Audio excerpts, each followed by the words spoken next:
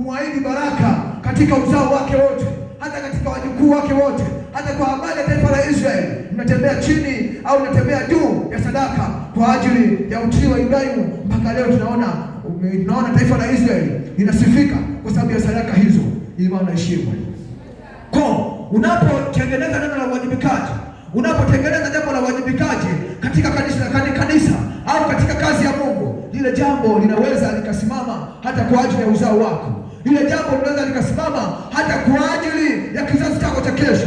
Baraka hata kama usipoziona leo, hata kwa baadaye unaweza kuziona hata kupitia wajukuu zako. Hata kwa baadaye unaweza kuziona hata kupitia kwa watoto wako. Hata kwa baadaye unaweza kuziona hata kupitia vitunguu vyako.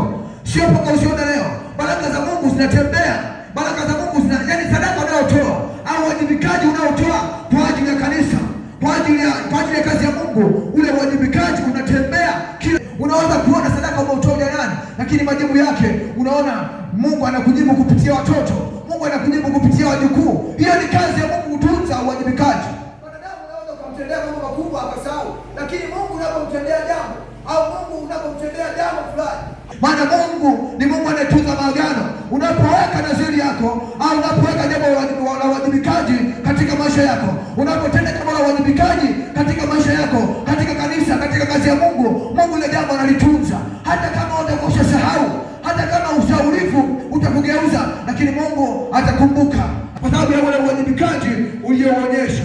Ndio maana Yakobo anatukumbusha kwa habari ya uwajibikaji kwamba tusiwe wasikilizaji tu, bali tuwe wawajibikaji. Tusiwe wasikilizaji tu, bali tuwe watu wenye kushiriki kazi ya Mungu, wenye kutenda kazi ya Mungu. Ndio maana Yakobo anatukumbusha kwa habari ya uwajibikaji, kwa sababu aliona maisha ya Yesu, aliona mafundisho ya Yesu, na ndio maana akakaza kwa habari ya uwajibikaji, kwa sababu alijua mojawapo ya kazi ya Mungu au mojawapo ya kujenga ufalme wa Mungu, mojawapo ya kutangaza Injili, lazima watu wawajibike, kwa sababu uwajibikaji pekee ndio unaweza kutufanya sisi au unaweza kufanya wewe kuweza kuziona baraka za Mungu, kuweza kuona Mungu anasema nini katika uwajibikaji huo au katika kazi hiyo ambayo Mungu amekuagiza.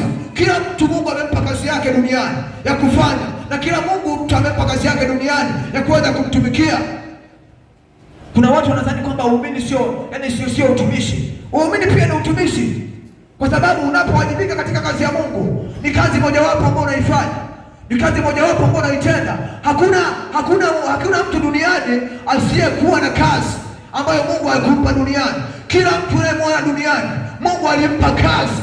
Yaani tunatofautiana kwa sababu ya utumizi wa kazi.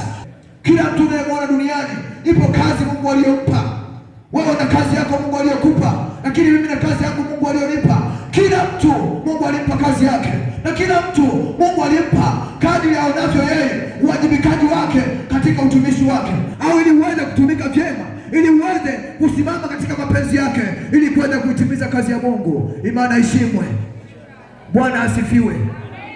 Na tunapoongea kwa habari ya matoleo, watu wengi sasa hivi tunawakwaza. Kila mtu utasikia anakuambia makanisa ya sasa ni sadaka. Makanisa ya sasa ni sadaka. Lakini kama unasoma maandiko, hebu jaribu kusoma maandiko. Jaribu kusoma maandiko. Hakuna kazi ya Mungu, watumishi wa Mungu waliofanya kazi bila sadaka, bila kuweza kumtanguliza Mungu kwa manukato ya sadaka. Ndio maana hata unapoenda kwa mganga wa kienyeji hawezi kupiga ramli bure. Lazima kwanza utoe kipimo pale. Hela ya kipimo lazima utoe. Sadaka. Lazima uote pale sadaka. Hakuna jambo ambalo linatembea bila sadaka. Na katika ulimwengu wa giza yote yamekopiwa katika ulimwengu wa roho yakahamishwa. Kwa unapoona hata kule wanadai sadaka, maana yake walikopi kutoka huku, wanahamisha. Kwa unaweza ukaibiwa fahamu kwa kitu kidogo sana. Kwa hakuna jambo ambalo utaambiwa, hakuna jambo duniani utaambiwa la bure. Kila jambo ni hela, na ile hela ni sadaka. Lakini tunataka kuambatana, lakini wao wana Mungu wao na sisi tuna Mungu aliye hai. Bwana asifiwe. Kwa habari ya uwajibikaji, kuna uwajibikaji wa aina mbalimbali. Kuna uwajibikaji wa aina mbalimbali katika kanisa. Kuna wengine wajibika kwa nguvu zao, kwa mali zao, Kuna wengine huwajibika kwa ajili ya kupoteza muda wao kwa ajili ya kumtumikia Mungu. Huo wote ni uwajibikaji. Lakini katika kwa habari ya kumtumikia Mungu, tunawakumbusha Wakristo wa leo, tunawakumbusha Wakristo wa sasa kwamba kipindi hichi tulicho nacho, tunaenda kipindi cha mavuno, kipindi cha kumvunia Mungu, kipindi cha kuendelea kutafakari ni yapi Mungu ambaye ameachilia baraka katika maisha yetu. Unaweza kuona kama ukuvuna magala ya mahindi, ukuvuna magala ya maharage, ukuvuna magala ya karanga, ukuvuna magala ya mihogo, ukuvuna magala ya mifugo, lakini mojawapo ya mavuno ambayo Mungu amekupatia ni kuvuna uhai wako. Tunahitaji kuona watu wakiwa na moyo unyenyekevu, moyo unaomgusa Mungu kwa ajili ya kumvunia Mungu hata kile ambacho Mungu amekupa. Mungu anapotazama sadaka ile, anapotazama uwajibikaji ule, Mungu anaweza kutunza ule uwajibikaji wako hata katika maisha yako ya baadaye, hata katika maisha yako ya kila siku.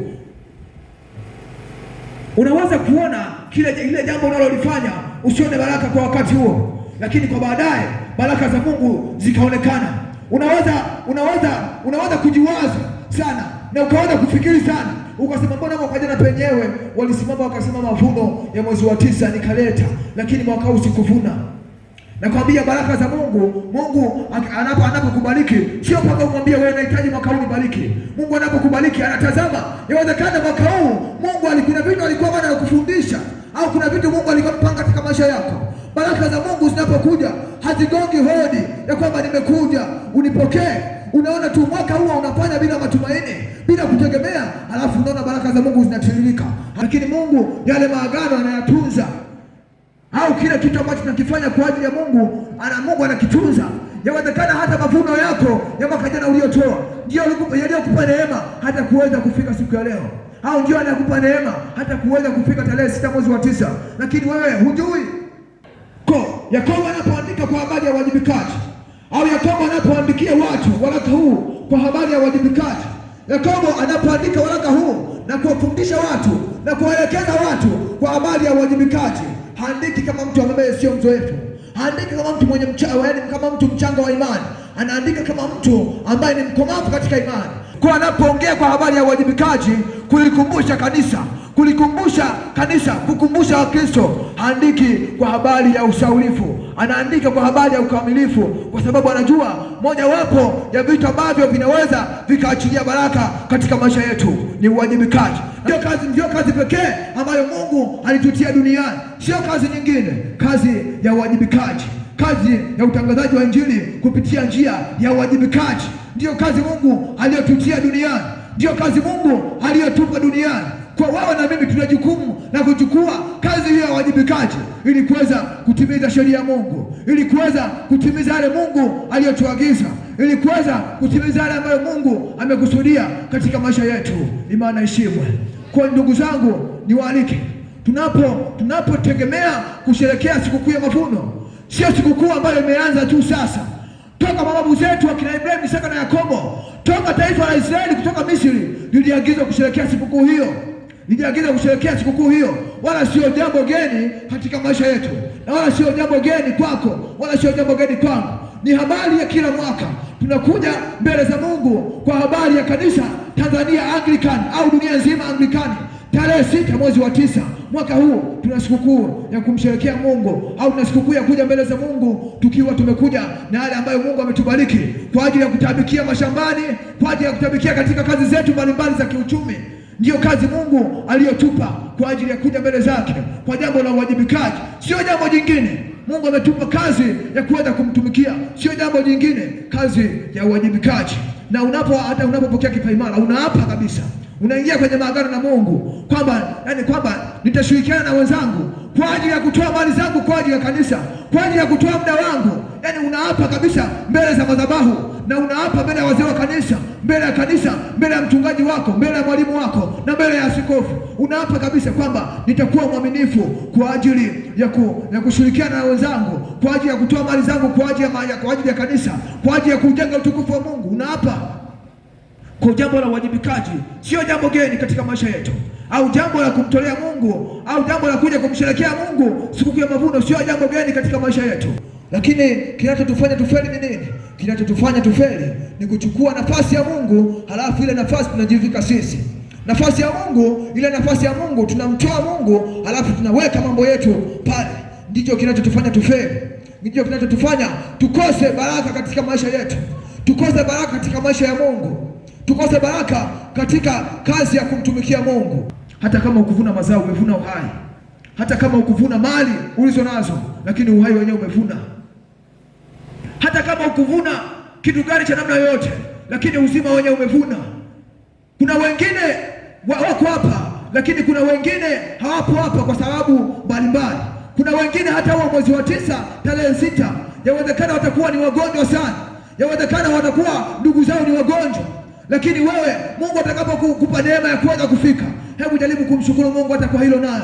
Kufika hiyo siku sio kwa sababu una nguvu, sio kwa sababu una afya tele, au sio kwa sababu ulipata daktari wa kukufanyia vipimo vya uchunguzi katika mwili wako. Ni kwa sababu tu Mungu anakuwa amependa ufike siku hiyo. Bwana asifiwe sana. Tunapokuwa watii maagizo, tunaona Ibrahimu hakuwa mtii maagizo tu katika kifungu cha 22. Tunaona hata katika kifungu cha 12 Mungu anapomwambia atoka katika familia yake, atoka katika familia yake na baba yake, waache kwenda kumpeleka kwenda nchi ambayo Mungu atakayompa. Ibrahimu hakugoma wala hakusita, kwa sababu alijua jukumu pekee ambalo Mungu amempa ni uwajibikaji. Kwa na wewe wazee wa kanisa na kwenye mitaa wanapotangaza, wanaposimama huko kukupa kwa habari ya uwajibikaji kwa ajili ya sikukuu ya mavuno, isiwe jambo gani kwako, isiwe jambo gani kwako, bali uweze kuchukua nafasi hiyo na neema hiyo Mungu ambaye amekupa. Hiyo niaba ya kutetemeka mbele za Mungu. Mungu anapotazama sadaka yako kwa ajili ya uwajibikaji, anaweza kuachilia baraka zako, au anaweza kuachilia vitu mbalimbali. Yawezekana hata katika maisha yako shetani baraka zako amefunga, lakini Mungu anapoona moyo wako wa unyenyekevu, anapoona moyo wako wa utii, Mungu anaweza akafungua hata yale yaliyofungwa katika maisha yako kwa sababu ya sadaka hiyo. Maana sadaka zina asili ya kunena mema katika maisha yetu. Maana sadaka zina asili ya kunena baraka katika maisha yetu. Kwa hiyo niwaalike, tunapoenda kusherehekea sikukuu ya mavuno mwezi wa 9 tarehe 6, tunahitaji Wakristo waje mbele za Mungu kutetemeka. Sio tu waje mbele za Mungu kwa kutetemeka, kwa sababu usipokuwa na hofu mbele za Mungu huwezi kufanya kazi ya Mungu kikamilifu. Kwa kanisa, tutafakari tunapoenda kusherehekea sikukuu ya mavuno kwa habari ya uwajibikaji.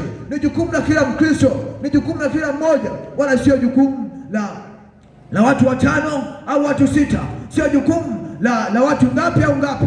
Mungu alibariki neno lake na wote ambao tumelisikia kwa habari ya uwajibikaji, kama Yakobo amevyotukumbusha, kama Yakobo amevyotuasa kwamba tusiwe wasikilizaji tu, kwa sababu kanisa la leo tumefeli, au Wakristo wa leo tumefeli kwa habari ya uwajibikaji. Katika habari ya kusikiliza tuko sawa, katika habari ya kusikia maneno ya Mungu, katika habari ya kusikiliza maelekezo tuko sawa, lakini tumefeli kwa habari ya uwajibikaji. Kwa tunapoenda mbele za Mungu kwa habari ya uwajibikaji, jitahidi tuwe wema au tuwe wakamilifu katika habari ya uwajibikaji, ili Mungu aendelee kuachilia baraka zake katika maisha yetu. Ni kwa jina la Baba, Mwana na Roho Mtakatifu.